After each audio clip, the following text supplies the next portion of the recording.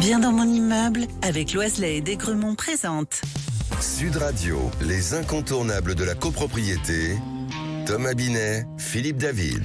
Bonjour Thomas, vous allez avec votre consultant Philippe Loiselet, patron de Loiselet et Desgremont, nous informer sur tous les sujets liés à la copropriété et plus précisément aujourd'hui sur le cas de la copropriété dans les immeubles neufs, c'est bien ça ? Absolument Philippe, effectivement, le fonctionnement d'une copropriété dans un immeuble neuf est un peu différent de celui dans une copropriété qui a déjà vécu. Bonjour Philippe Loiselet. Bonjour Thomas Binet.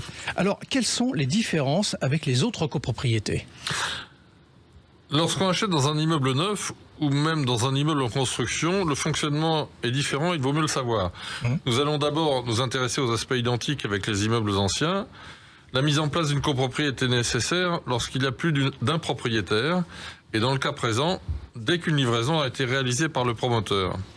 Il faut à partir de ce moment appliquer le règlement de copropriété dont la rédaction est obligatoire avec son contenu classique, état descriptif, modalités de fonctionnement de la résidence et de la copropriété, et qui établit les droits ainsi que les devoirs de chaque copropriétaire. Mais alors, quelles sont les règles applicables lors de la mise en copropriété d'un immeuble neuf ? Dans le cas d'un achat dans un immeuble en construction, on parle de vente en l'état futur d'achèvement ou VFA, la copropriété se forme au moment de l'achèvement de l'immeuble et de la livraison des premiers lots, car le code de la construction exige que l'immeuble soit entièrement construit et que les éléments d'équipement indispensables à son utilisation soient installés pour que les livraisons soient possibles. Mais alors comment se passe la nomination du premier syndic ? Bien, toute copropriété doit être administrée par un syndic. En attendant la première assemblée générale avec les copropriétaires qui voteront, le promoteur désigne un syndic provisoire qui aura la charge d'administrer la copropriété jusqu'à une nomination par l'assemblée générale. Il est à noter que lors de la première assemblée, la mise en concurrence du syndic provisoire est systématique. Mais alors quelles sont ses missions, ce syndic provisoire ? Elles sont plus nombreuses et complexes que celles d'un syndic pendant la vie de l'immeuble. Il doit appliquer les dispositions du règlement de copropriété et de l'état descriptif de division, comme les autres.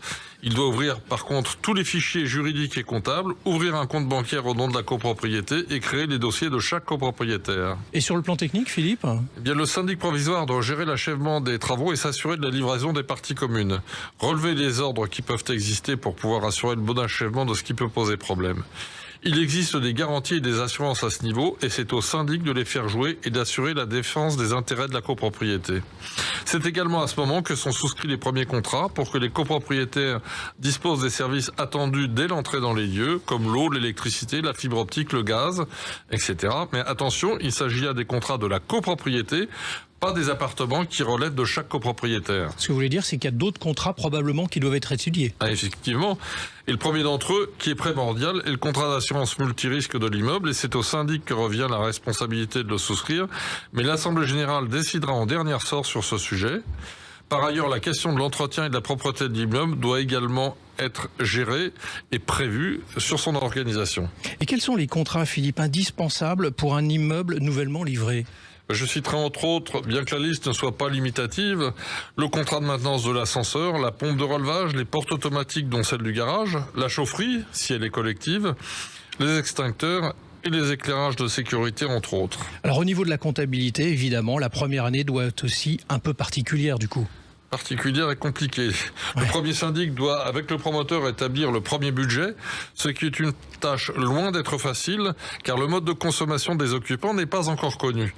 Pourtant, il influera significativement sur le montant des charges.